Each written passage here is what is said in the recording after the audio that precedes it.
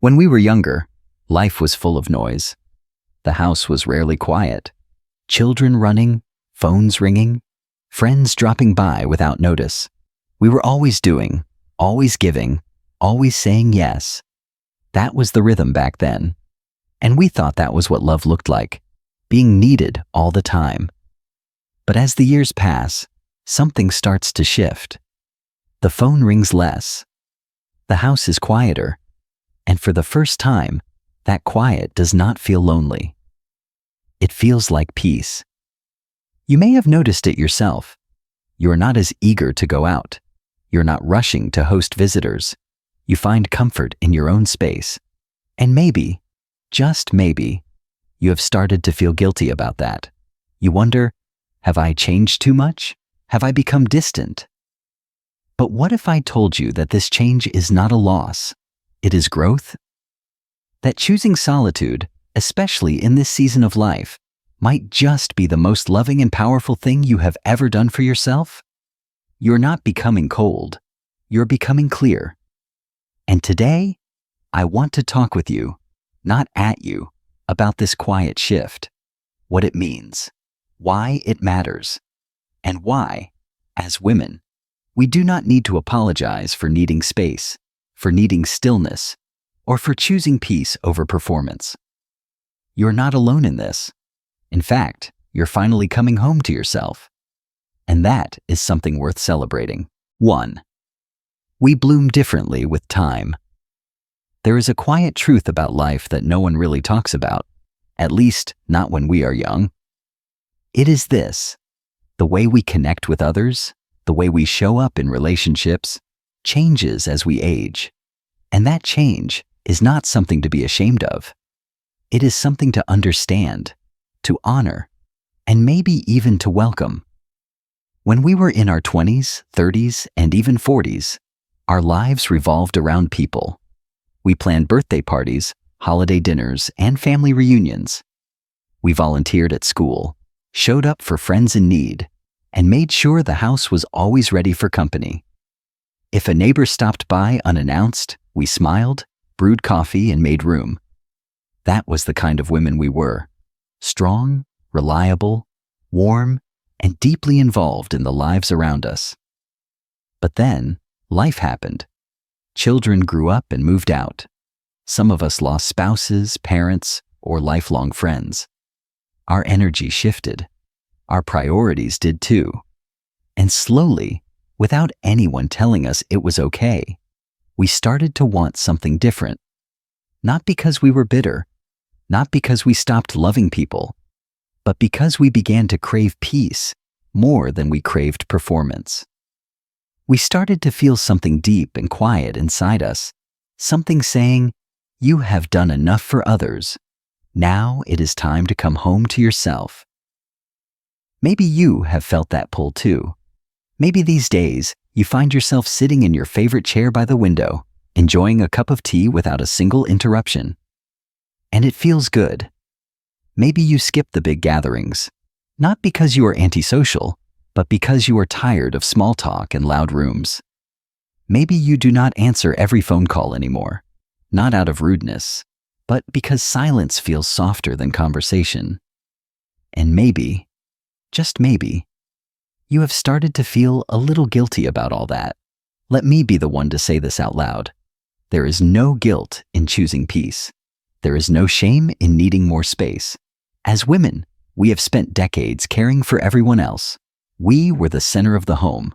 We were the ones who remembered birthdays, baked the casseroles, sent thank you cards, and listened when others needed to cry.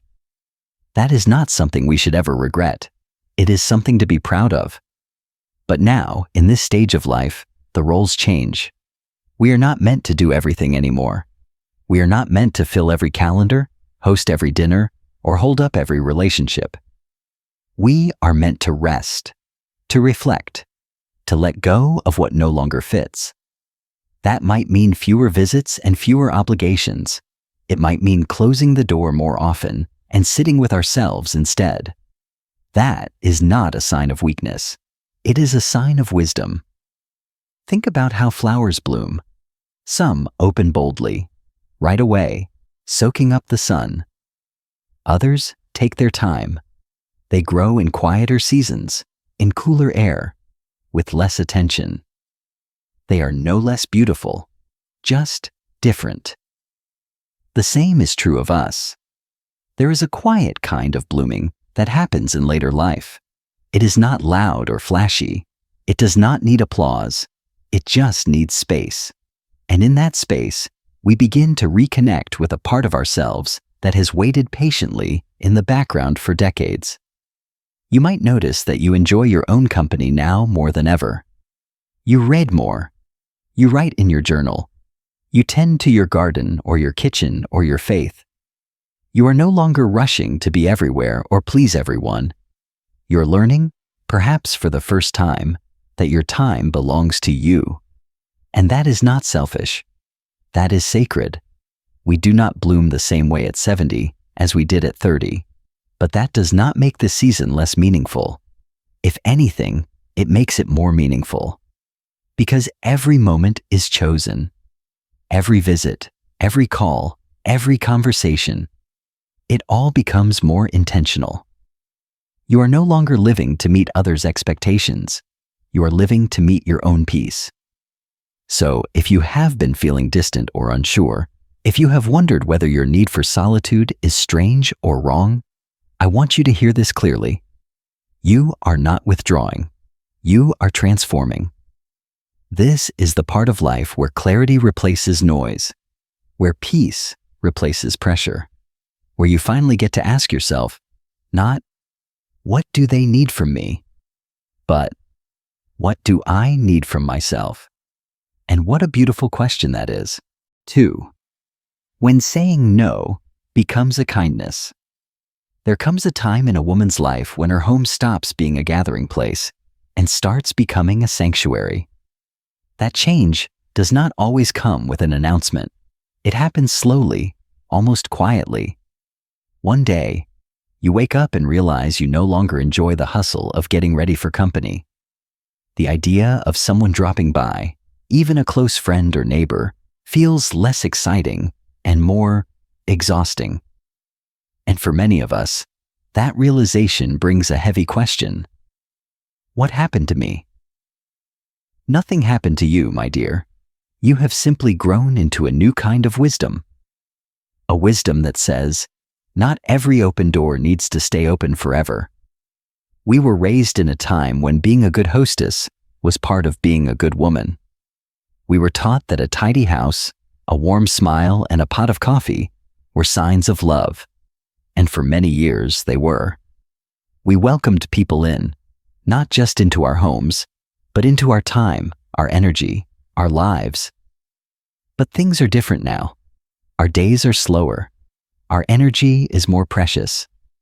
Our bodies are not what they used to be, and neither are our boundaries. That is not failure. That is nature. That is truth. And it is okay to honor that. Saying no is not a rejection of others. It is a kind gesture to yourself. Think about it this way. Every yes you give away now comes with a cost. It takes from your rest. It pulls from your peace. It disrupts the rhythm you have worked so hard to create. So when you say, I would rather not have visitors today, you are not being rude. You are being honest. And honest women are peaceful women. Let me tell you a story. My friend Eleanor is 75. She is the kind of woman who used to host Sunday dinners for 12 people without blinking. Her house was full of laughter, plates clinking, kids running around. But over the last few years, she has slowed down. Her joints ache more. Her nights are lighter. And she finds that even a simple visit can leave her feeling drained for days. At first, she tried to push through. She kept saying yes, kept letting people in. But she noticed something. She was becoming resentful. Not because she did not love her friends, but because she was betraying her own need for quiet. So she made a decision. Now, when friends ask to visit, she politely says, I love you, but let's meet for coffee at the cafe instead. She keeps her home for herself, for naps in the afternoon, for reading by the fire, for simply being. And the result? She is happier. Her friendships are still there, but her stress is not. That is the power of a boundary made with love. You may be at that same point now, and if so, I want you to hear this. You do not have to explain your boundaries to anyone who respects you. Not every visit is necessary. Not every invitation must be accepted. Not every relationship needs to be maintained at the same level forever. We grow, we change, and the kind of connection we crave changes too. Maybe you would rather meet someone for a quiet walk than invite them in. Maybe you would rather talk on the phone once a week than have them over every Sunday. That is okay. That is more than okay. That is how you protect your health, emotional, physical, and spiritual. And here is something else I want to say out loud, because not many people do. Hosting takes work. It takes emotional energy. It takes physical strength. It takes hours of preparation and even more hours of recovery. And if your body or your heart is telling you, this is too much, believe it. Listen to it. That voice inside you is not weakness. It is wisdom. There is no medal for being the most available woman in the room. There is no trophy for exhausting yourself in the name of hospitality. But there is peace in choosing what serves your soul. So let this be your gentle permission. You can love people deeply and still say no to things that drain you. You can care for your friends without opening your door every time they knock. You can honor your life by protecting your space. Because here is the beautiful truth. Your home is not just a place. It is your energy, your heart, your sanctuary. And not everyone, not everything is meant to come inside. Let that truth settle deep in your spirit. Let it remind you that you have earned the right to choose peace, and that sometimes saying no is not selfish. Sometimes it is sacred. 3. When small talk becomes heavy. There is something that happens as we grow older, especially for women. We begin to crave conversations that feel real, not just polite, not just surface, and certainly not draining. There was a time when we could chat for hours, jumping from one topic to another without thinking twice. We had energy to spare. We laughed, we listened, we leaned in. Even when the conversation turned gossipy or stressful. That is just how things were. We gave our attention to everyone who wanted it, even when it cost us our peace. But now, things feel different. You might find yourself avoiding group gatherings.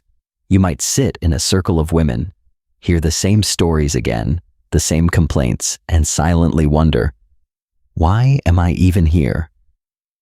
Not out of judgment, but because you feel how much energy those conversations take from you. Not all words lift us up. Some simply wear us down. And the truth is, small talk can become heavy when your spirit is tired.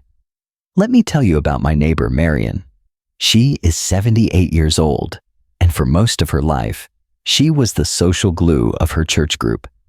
If someone needed to vent, they called Marion. If a friend was going through a divorce or a death in the family, Marion was the one who brought over soup and stayed to listen. But lately, Marion has changed. One afternoon, she told me, I just cannot sit around and listen to everyone complain anymore. It hurts my heart.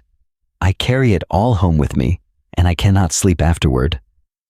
She looked me right in the eye and said, I miss real conversation. Not the kind where we all try to top each other's problems, but the kind where we talk about what matters. That moment stayed with me, because what Marion said is something many of us feel, but few of us say. We are tired of repeating the same cycles, talking about others, rehashing the past, or comparing whose daughter-in-law is more distant. It is not that we do not care. It is that we care too deeply to keep hurting ourselves with pointless talk. When you reach a certain age, you begin to value silence more than shallow words. You find yourself listening less and observing more. You do not have the urge to interrupt, to fix, to explain. You simply want peace. And sometimes, the only way to protect that peace is to distance yourself from those who do not know how to sit in it with you. And that is okay. Some women will say, "She changed." Let them. Some friends will drift away. Let them. Because if a relationship depends on gossip to survive, it is not a friendship. It is a habit. And habits can be broken when they no longer feel good in your soul. You deserve conversations that feed you, not conversations that leave you questioning yourself. You deserve to share space with people who speak with kindness, with curiosity, with presence. Not just people who need to unload and walk away lighter, while you are left carrying the weight. And here is a truth we do not talk about enough. Your peace is more important than being polite. That does not mean we should be rude or cold. It just means we can be selective. If a certain gathering drains you, you can decline. If a certain person always brings negativity, you can take a step back. If a conversation turns toxic, you can choose silence. Not everything deserves a reaction. Not everyone earns access to your thoughts. It is not your job to entertain people who do not respect your energy. It is not your duty to sit through conversations that bring no joy or insight, only noise. You have lived too long and learned too much to keep pretending to enjoy what you no longer do.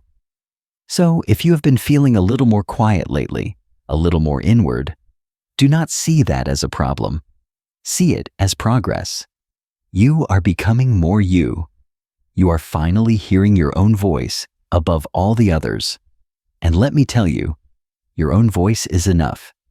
Sometimes the most powerful thing you can do is not speak, not argue, not explain, just smile and walk away. You do not owe your presence to people who only want your energy, but not your truth. You're allowed to choose depth over noise, meaning over motion, stillness over stimulation. And when you do, something beautiful happens. The people who truly love you begin to meet you there, in that stillness. They slow down with you. They speak softer. They listen more. And those are the people worth keeping close. 4. The quiet weight of comparison. There is a kind of pain we do not always talk about because it sneaks in quietly. It does not arrive loudly, like grief or loss. It shows up in smaller moments, like visiting a friend's home that feels a little too perfect, or hearing about someone else's grandkids and how often they visit, or scrolling past photos of smiling families and vacations on a phone screen. It is not that we are ungrateful for what we have. It is just that sometimes we feel the gap between what is and what we wish it could be. That quiet ache? That is comparison. And for many older women, it becomes heavier as time goes on. When we were younger, comparison might have been about clothes, careers, or whether our children were hitting milestones on time.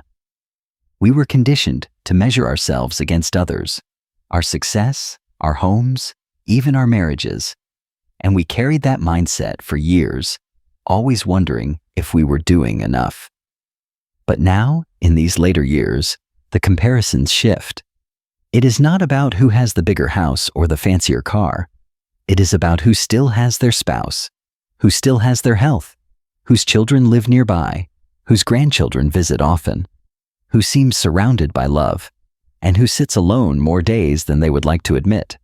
And even if we know better, even if we tell ourselves not to compare, our hearts still feel it. Let me tell you about my friend Shirley. She is 72 and lives in a modest apartment. Her daughter lives across the country, and visits are rare. Shirley is not one to complain, but I remember once after church, she told me, "I love my life. I really do. But sometimes When I see other women surrounded by family, I wonder if I did something wrong. She didn't. But comparison has a cruel way of turning other people's blessings into our personal doubts. And it is not just about family. Sometimes it is financial. You might visit an old friend and notice their kitchen has been remodeled, their clothes are new, their life looks a little shinier than yours. And even if they never brag, even if they are kind, you feel that little sting, that whisper of not enough. That whisper is a liar. Because here is what I have learned. Joy is not measured in square footage, or money, or how many family members sit around your table. Joy is something you build slowly, from the inside out. It is not about what you have, it is about what you hold in your heart. And the more we compare, the harder it becomes to feel grateful for what is already good. That is why many older women begin to withdraw from certain visits or gatherings. Not because they are jealous, not because they are bitter, but because they are protecting themselves. Because they know that too much time in the wrong room can leave them feeling small, and they have spent too many years building themselves back up to allow that again. There is no shame in that.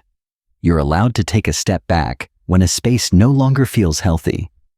You're allowed to stop visiting places or people that make you question your own worth. Because no one knows the full story of another woman's life. Not the grief behind the smiles, not the worry behind the laughter, not the loneliness behind the parties. Everyone carries something unseen, and what looks like a perfect life from the outside might feel very different when the door is closed. So if you have ever felt like you have less, remind yourself of this. You are more than enough. Your story matters. Your love matters. Your presence matters. You do not need to compete. You do not need to compare. And you certainly do not need to keep visiting places that leave you feeling anything less than whole. You're allowed to live quietly, modestly, freely. You're allowed to enjoy what you have, exactly as it is, without measuring it against someone else's chapter. And if someone else's life seems bigger, brighter, or louder than yours, let it be. Wish them well. Then come home to your own space, your own pace, and your own peace. Because at this age, real peace is not about proving anything. It is about letting go of the noise and saying, this is my life, and it is enough. 5. Reclaiming joy in gentle solitude. There is something incredibly tender, almost sacred, about waking up one morning and realizing you enjoy your own company. You're not rushing. You're not waiting. You're not checking the clock for someone to call or knock. You're simply moving at your own pace, slow, quiet, steady. And somewhere in that rhythm, you feel peaceful. That feeling? That is not loneliness. That is solitude. And it is one of the most beautiful gifts of later life. For so long, many of us were defined by the people around us, our children, our spouses, our neighbors, our roles in the community. We were busy, often overstretched, constantly needed, and that life had its joy. There is something powerful about being the one people count on, but it also came with weight. Now, for the first time, many of us are discovering what it feels like to live without the constant pull of other people's needs. And while that might feel unfamiliar at first, it can also feel like freedom. Freedom to spend an entire day in silence, if that's what your heart needs. Freedom to read a book without interruption. Freedom to take a walk and stop whenever you please, not because someone else is tired, but because you want to admire the flowers. Freedom to light a candle and cook a small, beautiful meal just for yourself, not out of obligation, but out of love. This kind of freedom is not loud. It does not demand attention. It is soft. It is gentle. And it is yours. Let me tell you about my cousin Helen. She is 81, lives alone in a small house, and she says it is the happiest she has ever been. Every morning, She opens her curtains to let the sun in. She feeds the birds in her yard. She plays old records while making breakfast. And in the afternoons, she writes letters, sometimes to family, sometimes to friends, and sometimes to herself. Helen told me once, "I thought I would be lonely when the house got quiet, but I'm not. I've never listened to myself more. I've never known myself more." And I think that is the heart of it. Solitude, when chosen, not forced, becomes a space where we meet ourselves again. The younger version of us who used to dream, the middle-aged version who was too busy to rest, and the current version, wiser and more grounded, who simply wants life to be peaceful. There is so much we can do with this time. We can write our stories. We can learn something new, not for a career, but for the joy of it.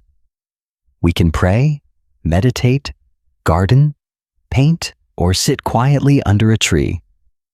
We can savor each cup of tea like a ceremony. We can walk into the kitchen and bake, not because someone is coming over, but because the smell reminds us of our childhood, and no one needs to approve, because this part of life is not about proving anymore. It is about being. And here is something important. Just because we choose solitude does not mean we are shutting the world out. It means we are creating space for what matters. We can still love people deeply, even if we do not see them every week. We can still have rich, meaningful friendships without constant visits or daily texts. We can still be connected, just more gently now. Solitude is not the absence of connection. It is the presence of self. And once you start enjoying your own company, once you stop waiting for someone else to fill your day, you begin to see that you are enough. Your thoughts, your memories, your joys, your routines, they are not small. They are sacred. This is your time to breathe deeper, to love yourself in ways you were too busy to before, to ask, what brings me peace? And then go toward that without apology. You have earned this season. It is okay to slow down. It is okay to protect your energy. It is okay to say, this day belongs to me. And when someone asks, don't you get lonely? You can smile and say, no, I've made peace with myself, and she's wonderful company. Meaningful connection, without the pressure, even as we learn to enjoy solitude, even as we grow more comfortable in our own company. The truth is, we still need people. We still need to laugh, to be heard, to share stories and moments with those we care about. But the difference now is that we want connection without the pressure. We want relationships that feel easy, not ones that make us feel like we need to clean the whole house, hide our feelings, or pretend to be more cheerful than we really are. We want conversations where we can take a breath, where we can speak slowly or not at all, and know that silence is welcome. That is what connection looks like in this season of life. Not constant, but kind. Many women I know have started doing something simple and brilliant. Instead of inviting people into their homes, they meet at a cafe. Or they go for short walks in the park. They sit on a bench in the sunshine, split a muffin, sip their tea, and talk about real things. Not the weather, not gossip, but life, love, faith, regret, gratitude. There is something special about meeting someone without the burden of entertaining them. You are just there, with each other. No cleaning beforehand, no dishes afterward, just presence. That's what we truly crave now, isn't it? Not more people, but more peaceful moments with the right people. And here is something every woman should know. You do not need to be available all the time to be a good friend. You do not need to open your door every time someone calls to prove you care. You do not need to host or please or perform. You only need to show up when it feels right, with your whole heart, not just your hospitality. So if you have been struggling with guilt, wondering if you are pulling away too much, or if others are judging your distance, please hear this. You are allowed to change how you connect. You are allowed to say, let's meet outside instead. You are allowed to say, I'm not up for a visit this week, but I'm thinking of you. You are allowed to love people from a gentle distance, without explanation or apology. Because relationships that are rooted in love will understand, and relationships that demand too much from you may not be as loving as they seem. At this stage, your health matters more. Your sleep, your routines, your energy, your peace, and no friendship, no visit is worth sacrificing all of that. Instead, lean into the rhythm that feels natural. Maybe it means fewer social obligations and more quiet mornings. Maybe it means only seeing people who uplift your spirit. Maybe it means calling someone once a month, not every day. That is enough. You are enough. Let's let go of the pressure to keep up. Let's stop feeling like we have to be the same woman we were 20 years ago. Let's stop trying to match someone else's social calendar. Instead, let's live in a way that matches our hearts. If you still enjoy visits, that's beautiful. If you do not, that's beautiful too. If you want to dance with your friends in the community center on Thursdays, do it. If you want to sit at home with your cat and your knitting needles, that is a worthy life too. What matters is that you choose your life with intention, that you protect your joy, that you listen to what your soul is asking for, and above all, that you know you do not have to be busy to be valuable. You do not have to be surrounded to be loved. You do not have to be social to be fulfilled. You just have to be you. That woman, the one who has lived, endured, laughed, cried, learned, and grown, she is already more than enough. So here is my wish for you. May your connections be light and loving. May your boundaries be honored. May your days be simple, quiet, and deeply yours. And may you always remember, you are not becoming less. You are becoming more yourself than ever before. Thank you for spending this time with me. If this message touched your heart, please share it with a sister, a friend, or someone you love. And remember, you are never alone on this journey. Here at Wise Elders Insight, we honor your wisdom, your choices, and your peace. Until next time, take good care of yourself